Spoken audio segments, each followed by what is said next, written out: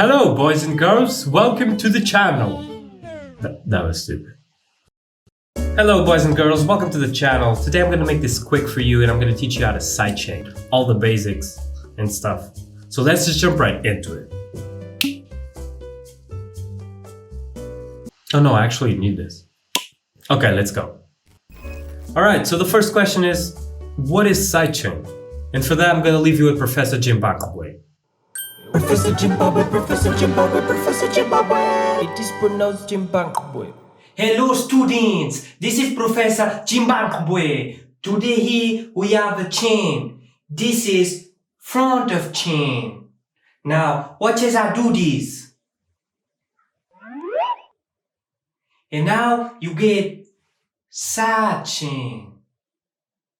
Side chain. Oh. Okay, so now that we have that sorted, let's dive into flstudio.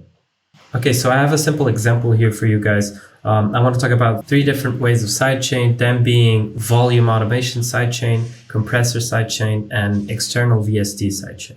Okay, so what I have here is just a simple kick and a bass. I'm going to play it for you guys, and as you can hear, there's no sidechain on the bass.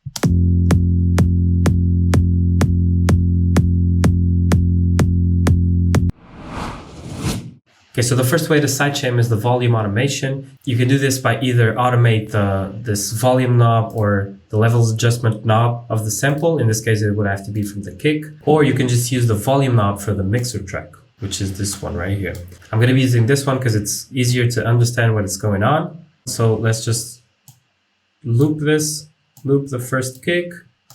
We're going to go to the mixer track, right click on the volume knob from the bass, and create automation clip. And now as you can see right here, we have the automation from the volume of the knob. Okay, so in practical terms, what sidechain is deduct the volume of a sound compared to a primary sound. In this case, we're going to have the drop kick and the bass hitting at the same time. And what we want to do is deduct the bass in volume so the kick has more space to hit. Okay, so how we would do this is we just automate the bass, sort of like, okay, I'm gonna put this bigger for you. So as you can see, guys, what happens is as soon as the drop kick hits, the bass is slowly gonna come up, and this will make a lot of difference. It will actually give a lot of space for the kick to breathe. Okay, so we would replicate this for, every time the kick hits, and let's see how it sounds first without the sidechain.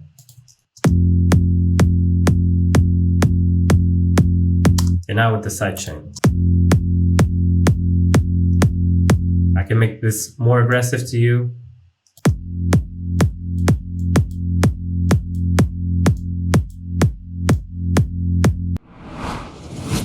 Okay, so the next form of sidechain will be the external VST one. For this, I'm going to be using Kickstart. It's just one of the best plugins for sidechain. There's actually other plugins out there, such as Volume Shaper and LFO tool. I also have them here. And the process will be pretty much the same. Though Kickstart is just so simple to use. And what we're going to do, guys, here is we're going to choose the first wave. As you can see, Kickstart will also be pulling the volume down of the bass at the first seconds. I'm going to be going with the first preset, and I'm going to put it to 100. Here you can control how much of sidechain you'll get. So let's hear it once again without Kickstart. And when I turn it on,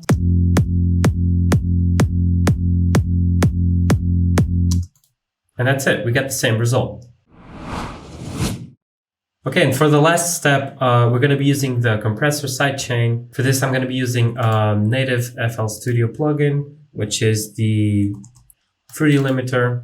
Here the process is a bit more complex, guys, but once you get the hang out of it, it gets pretty easy. Compressor Sidechain is mostly used for genres that don't have the kick hitting 4/4, which means, for example, future bass or dubstep or whatnot, or even trap. The kicks will be more separated, like this, for example. And you don't want to be using an external sidechain for this because it will make the bass come down each beat of the bar, all right? And we don't want that here. For example, on the second and third beat, we want the bass to hit fluidly, right? And then on the fourth beat, at the end of the bar, we will want that sidechain, okay? So how we do that is simple. Just gonna go to fruity limiter.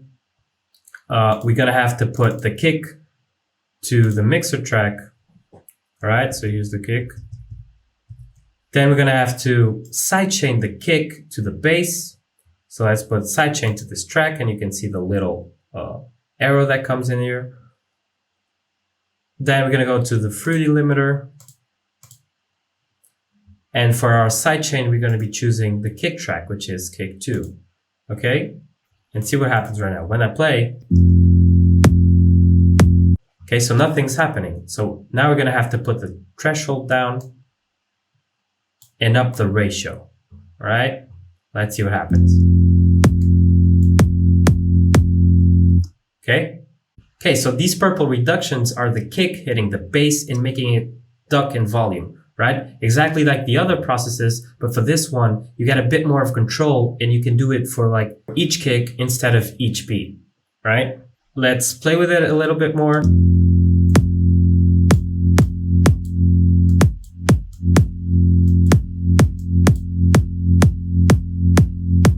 Okay, so this is a really heavy sidechain.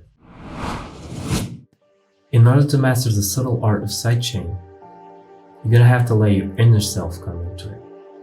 You're gonna have to focus, connect with the sounds. Don't let yourself get distracted. Yo, what is up, Antonio? Okay guys, so those were the 3 simple ways that I use for my sidechaining. I hope you could learn something out of it. And don't forget to experiment with it. Try different genres, different plugins, whatever is best for you. Oh yeah. Thank you so much for watching the video. Don't forget to hit the like and subscribe button, and I'll see you in the next one.